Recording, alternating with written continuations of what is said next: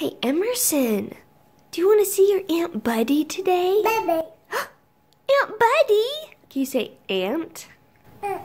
Buddy Baby. is coming. Daddy. Good job.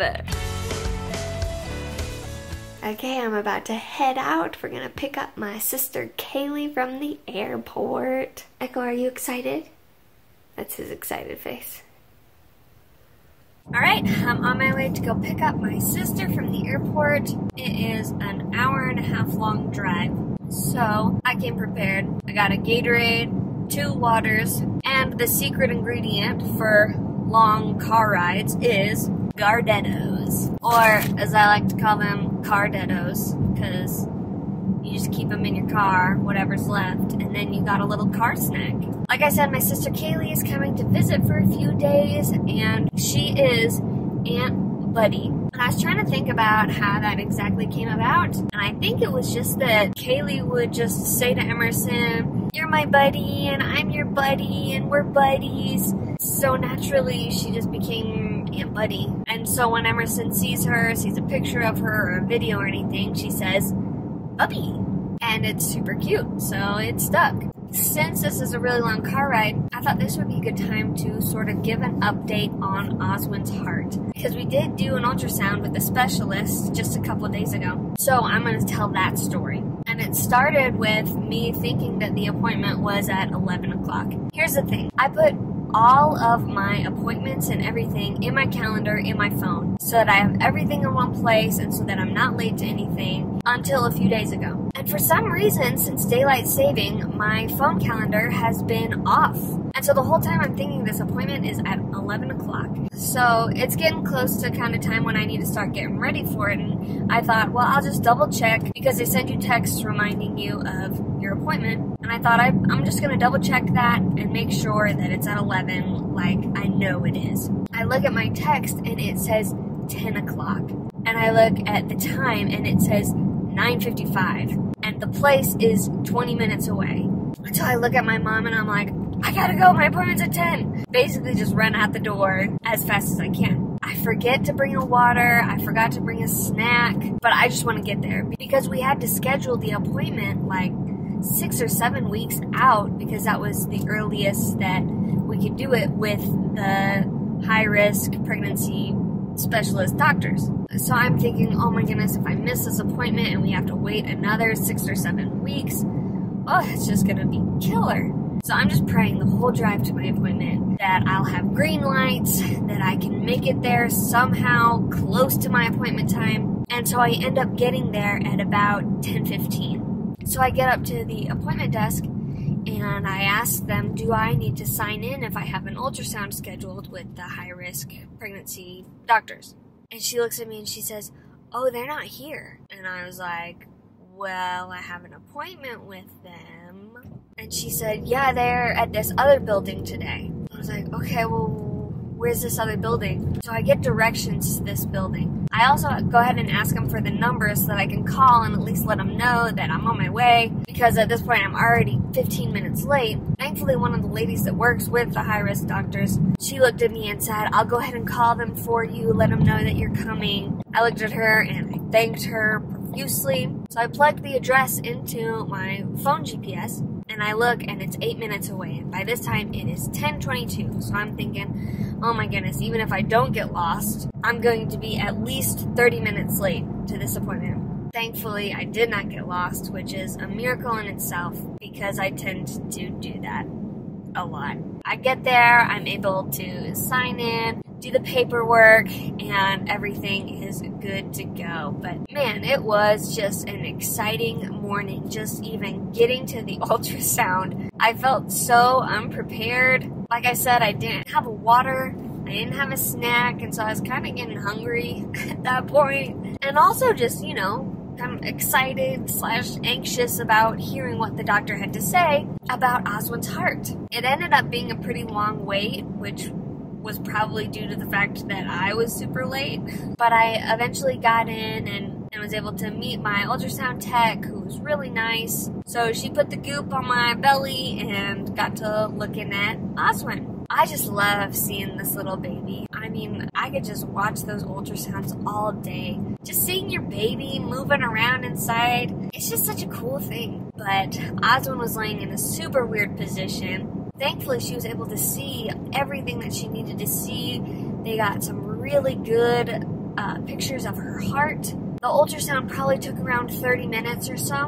And I knew that she really wasn't going to tell me anything and that I had to wait for the doctor to actually be able to get any more information. So I just tried to enjoy just watching the baby and seeing her. But after that was done, and after another little wait, I did get to see the doctor. So the doctor gets in there and he takes a look in the ultrasound and gets to see everything. What we found out was basically it confirmed what we already suspected, and that is that there is a hole in Oswin's heart. So the problem with that is that the blood coming into her heart that's not oxygenated would be getting passed back into her body without having the proper oxygen in it. The nice thing is that the doctor said that it was not a large hole.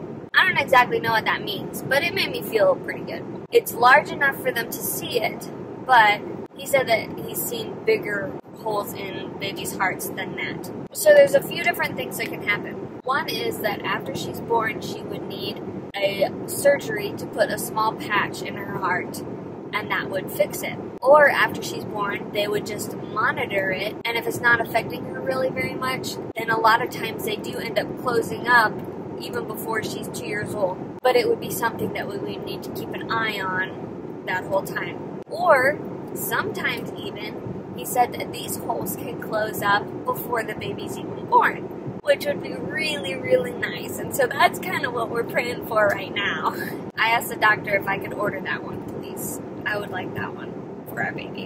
One of the most encouraging things that we learned about this is that until she's born, this hole really does not affect her at all, because all the blood that she's getting is blood from me, and it is already oxygenated. So none of this is affecting her right now. The only way it'll start affecting her is when she starts breathing air with her lungs after she's born. But until then, she's really totally fine and it doesn't affect her at all. So that's super encouraging, just knowing that she's just happy, she's growing, and she's definitely moving around a ton. But I'd say definitely the most encouraging thing is just knowing that God is in control here, knowing that He loves our baby girl. And so that's the hope that we're clinging to right now, and just asking Him for healing. The next step in this journey is we are going to be seeing a pediatric cardiologist. We're going to be setting up an appointment within the next couple weeks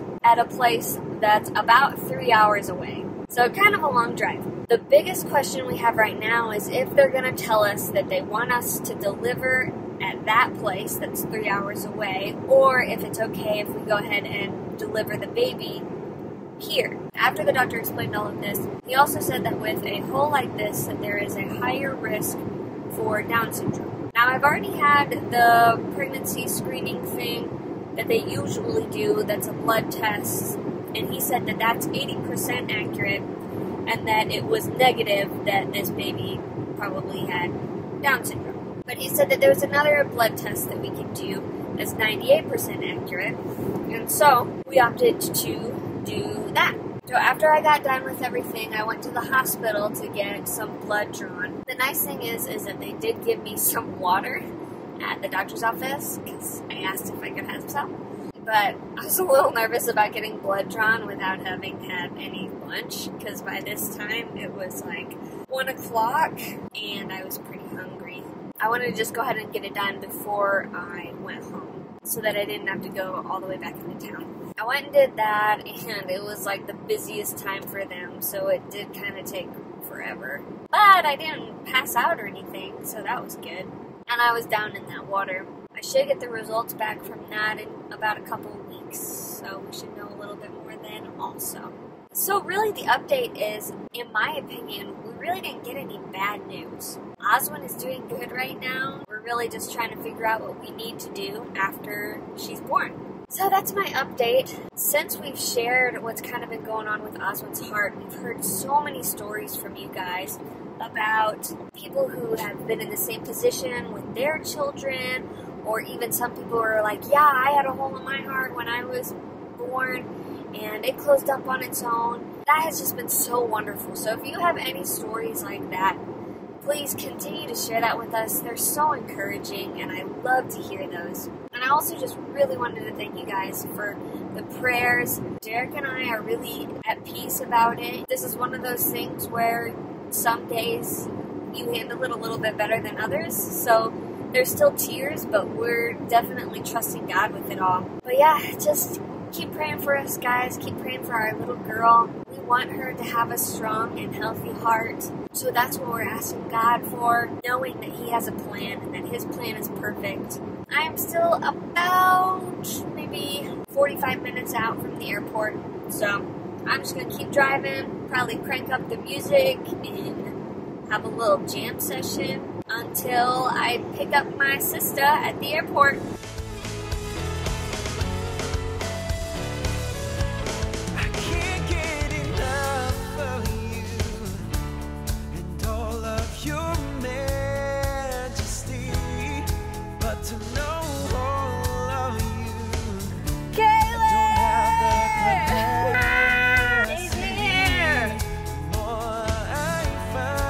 Emerson, do you have a buddy here? Is that your buddy? Yeah. And you got my carditos. Whoa, big jumps. Hey, finish them some. Day, can you jump like that? Aunt Buddy, can you jump? Whoa.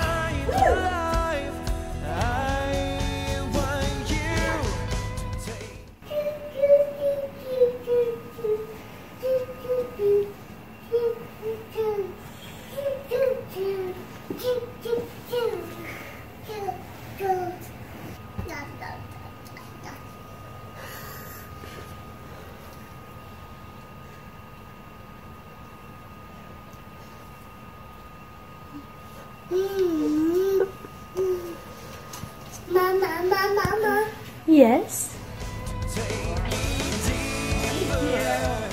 That's it for today, guys. So thank you so much for watching. If you like this video, give it a thumbs up and share it around. If you want to see more videos like this one, click that subscribe button. I'm Allie McMullin. We'll see you next time.